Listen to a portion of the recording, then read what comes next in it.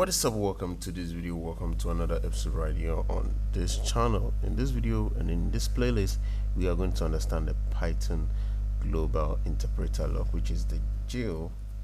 The Python global interpreter log is a mutex that protects access to Python's objects, preventing multiple threads from executing Python bytecode at once.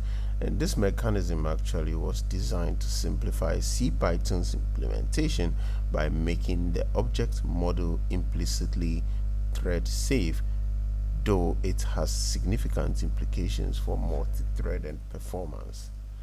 So what's GIL's impact on Python multi-threading?